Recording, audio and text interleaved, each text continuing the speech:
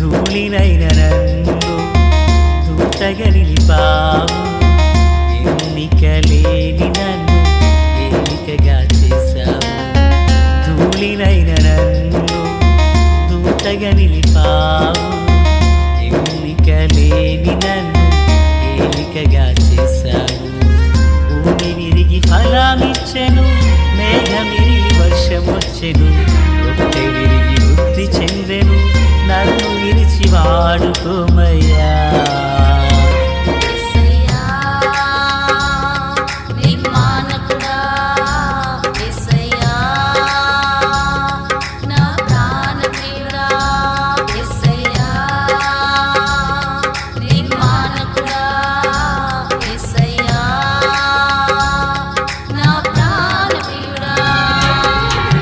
ధూళినైన నన్ను దూతగా నిలిపావు. ఎన్నికలేని నన్ను ఏలికగా చేశావు. ధూళినైన నన్ను దూతగా నిలిపావు. ఎన్నికలేని నన్ను ఏలికగా చేశావు. మన ప్రభు అయినటువంటి యేసుక్రీస్తు వారి పరిశుద్ధమైన నామములో తండ్రి అయిన దేవాది దేవునికి నిత్యము స్తుతియు స్తోత్రములు, మహిమయు ఘనతయు ప్రభావములు యుగయుగములు ప్రభువునకే చెల్లునుగాక. ఆత్మీయులారా, బాగున్నారు కదా? దేవుని మహాకృపను బట్టి మరో పర్యాయము మనం ఇలాగున కలిసి ప్రభువును గొప్ప చేసే భాగ్యం దేవాది దేవుడు మనకు అనుగ్రహించున్నారు. దయగలిగిన ఆయన ఆత్మచేత సమభూమి గల దేశమున ప్రభు మనలందరినీ నడిపించునుగాక. నేటి దినాన వాక్య ధ్యానం కొరకైన భాగము సంఖ్యాకాండము ప్రియులరా 23వ అధ్యాయము 11 నుండి 24 వరకున్న వాక్యాన్ని మనము ధ్యానం చేయబోచున్నాము. మూలవాక్యమై 19వ వచనం.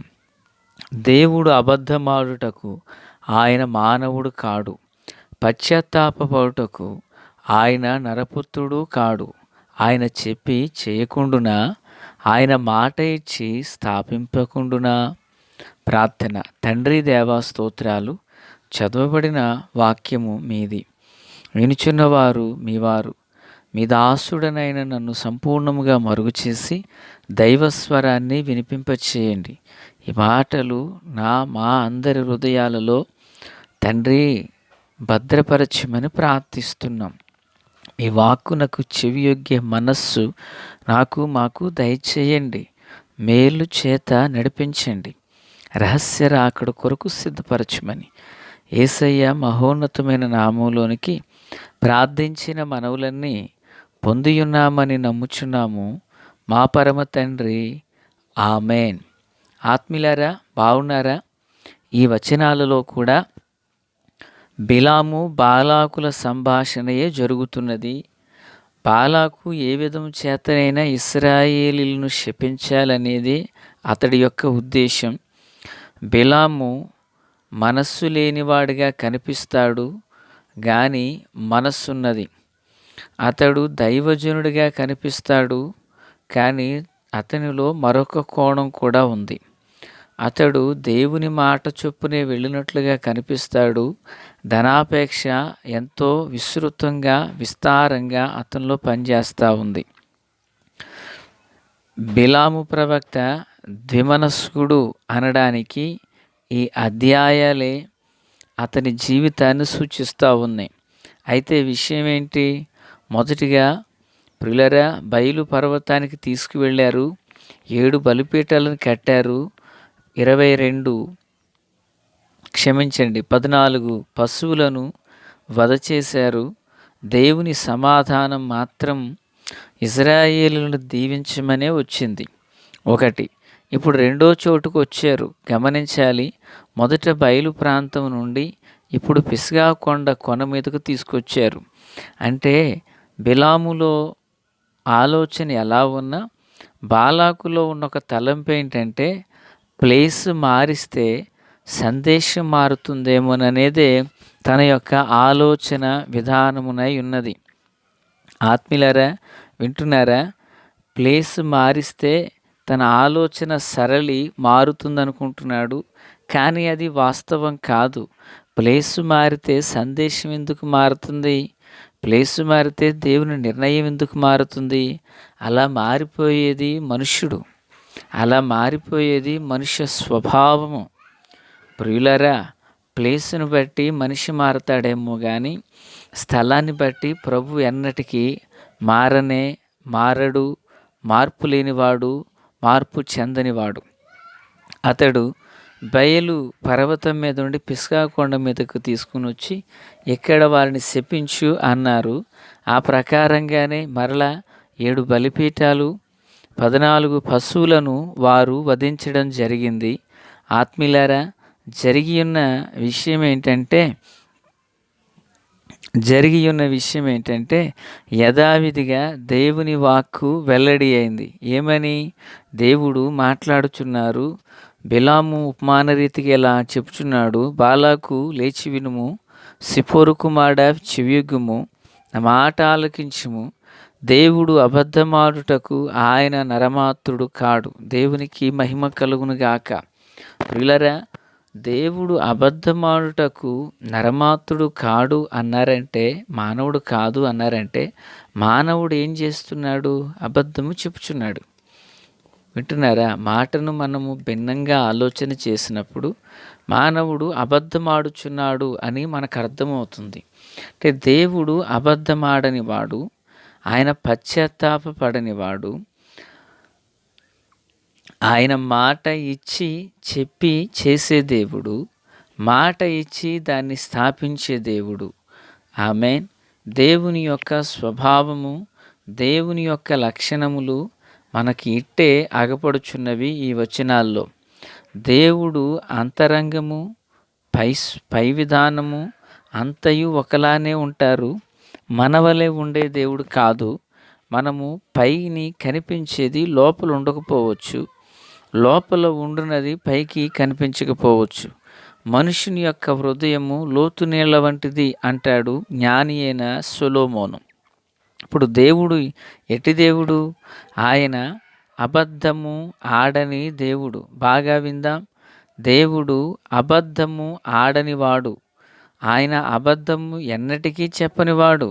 నేను ఒక్క మాట పంచుకోవాలని ఆశిస్తున్నాను.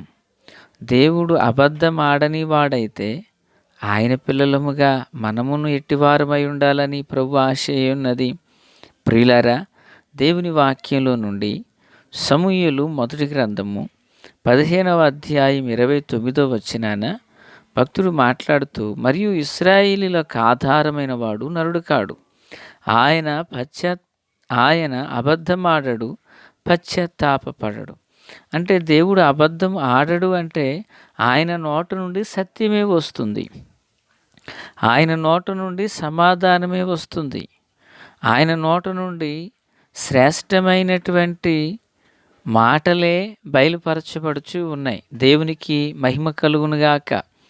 ఆయన నోట నుండి అసత్యం ఎన్నటికీ రాదు. ఇప్పుడు బిలాము బాలాకు యొద్దకు వచ్చినప్పుడు, నేను నిన్ను గణపరచేంత యోగ్యుడను గానా అంటాడు. ఎక్కడ? 22వ అధ్యాయము 38వ వచనంలో. అందుకు బిలాము, ఇదిగో నీ యొద్దకు వచ్చి తిని, అయినానేమి ఏదైనా చెప్పుటకు నాకు శక్తి కలదా? దేవుడు నా నోట పలికిన మాటయే పలికెదనని బాలాకుతో చెప్పాను. ప్రియులరా, అంటే దేవుడు ఏది పలకాలనుకున్నారు? ముందుగా బిలాము ప్రవక్తతో చెప్పారు, వాళ్ళు ఆశీర్వదించబడిన జనాంగమయ్యా, నీవు వారిని శపించొద్దు అని చెప్పారు. వారు ఆశీర్వదించబడిన ప్రజలు శపించొద్దు అన్నారు. ఇప్పుడు బిలాము ఆలోచన మారింది, బాలాకు ఆలోచన మారింది. మొదటిగా పనివారులు వస్తే వెళ్ళొద్దని చెప్పారు. మరలా ఆయన ఏమంటాడు? రెండోసారి వస్తే ఈ నైట్కి ఉండండి, దేవుడు ఏమన్నా ఆలోచన మారుస్తారేమో అనుకున్నాడు. అంటే బిలాములో ఏ నడిపింపు ఉన్నదో బాలాకులో కూడా అదే నడిపింపు ఉంది. మొదటిగా బిలాము అనుకున్నాడు దేవుడు ఆలోచన మార్చుకుంటాడని. కనుక ఇప్పుడు బాలాకు ఏం చేస్తున్నాడు? బయలు పర్వతం నుండి పిస్గా కొండ మీదకి తీసుకొచ్చి చూడండి, అతనిలో ద్విమనస్సు పనిచేసింది, ఈయనలో కూడా ద్విమనస్సు పనిచేసింది. మాటలు వించిన దేవుని పిల్లరా, మనలో ద్విమనస్సు పనిచేసినప్పుడు మన చుట్టూ ఉన్న వారిలో కూడా పనిచేస్తుందేమోగా. మనలో నీతి కలిగిన ఆత్మ పనిచేసినప్పుడు మన చుట్టూ ఉన్న వారిలో కూడా పనిచేస్తుంది కదా. దేవుడు అబద్ధమాడడు అంటే ఆయన సత్యమే చెప్తారు. ఏంటి సత్యం? ఏంటి సత్యము? ఇది 20 వచనం, 23, 20. ఇదిగో దీవించుమని నాకు సెలవాయెను, ఆయన దీవించెను, నేను దాన్ని మార్చలేను. దేవుడు దీవించమన్నారు, నేను దీవిస్తున్నాను. నేను దాన్ని మార్చగలిగినంత అర్హత, యోగ్యత లేని వ్యక్తిని అంటూ బిలాము మాట్లాడుచున్నాడు. అంటే దేవుడు ఎన్నటికి అబద్ధము చెప్పడు. దేవుడు ఎన్నటికి అబద్ధమాడు. ఆయన నోట నుండి సత్యమే వస్తుంది. లూకాసు వార్త 21:33 వచనంలో ఆకాశమును భూమియు గతించును గాని నా మాటలేమాత్రమును గతింపవు. ఎందుకని? ఆయన నోట నుండి సత్యం వెలువడుతుంది. ఆయన నోట నుండి ప్రియులారా ఉన్నతమైన వాక్కు విడుదలవుతున్నది. ఆమేన్, ఆమేన్. ఇప్పుడు ఆయన అబద్ధమాడని దేవుడు, ఆయన మాటిచ్చి తప్పిపోని దేవుడు, పలికిన మాటను దాన్ని నెరవేర్చే దేవుడు. దేవునికి మహిమ కలుగునుగాక. ప్రియులారా, మరి ఆయన పిల్లలమునయున్న మన జీవితంలో, ఆయన పిల్లలుగా పిలువబడుచున్న మన ఆత్మీయ జీవితంలో మన మాట కూడా అంతే స్పష్టంగా ఉండాలని ప్రభువు ఆశపడుతున్నాడు. మన మాట కూడా అంతే స్పష్టంగా మారాలని ప్రభువు ఆశిస్తున్నాడు. కనుక ప్రియమైనటువంటి దేవుని పిల్లలుగా మన ఆత్మీయ జీవితంలో ఎన్నటికీ మనము దేవుని ఆధారం చేసుకొనొచ్చు. మన నోట నుండి వచ్చే మాట అంత స్థిరంగా ఉన్నప్పుడు దానికి దేవుని శక్తి తోడవుతుంది. బిలాములో ఏ ద్విమనస్సు పనిచేసిందో బాలాకులు అదే మనసు పనిచేసింది. ఆయనేమో సమయాన్ని మార్చాలనుకుంటాడు, ఈ రాత్రి నుండి పొద్దున చెబుతానంటాడు. ఈయనేమో స్థలాన్ని మార్చాలనుకున్నాడు. జోగి రాసుకుంటే బూడిద రాలిందన్నట్లుగానే వారిద్దరికీ పులరా ఏ విధమైన ప్రతిఫలం అనేది లేకుండానే మిగిలిపోయారు. కనుక దేవుని పిల్లలుగా మనం ఒకటి అర్థం చేసుకోవాలి, అబద్ధం మనం చెప్పకూడదు. సత్యాన్ని మనం చెప్పినప్పుడు ఆ సత్యం మనల్ని స్వతంత్రులుగా చేస్తుంది. ఆ కృపచేత దేవుడు మనలందరినీ దీవించునుగాక. ఆమేన్. ప్రార్థన. తండ్రి దేవా స్తోత్రం, దీవించి ఆదరించి కృపతో బలపరచండి. వాక్కు చేత మాతో మాట్లాడండి. మీరు ఆకడ కొరకు, రాజ్యం కొరకు నన్ను మమ్మల్ని అందరినీ సిద్ధం చేయండి. యేసుక్రీస్తు నామమున ఆమేన్. Praise the lord.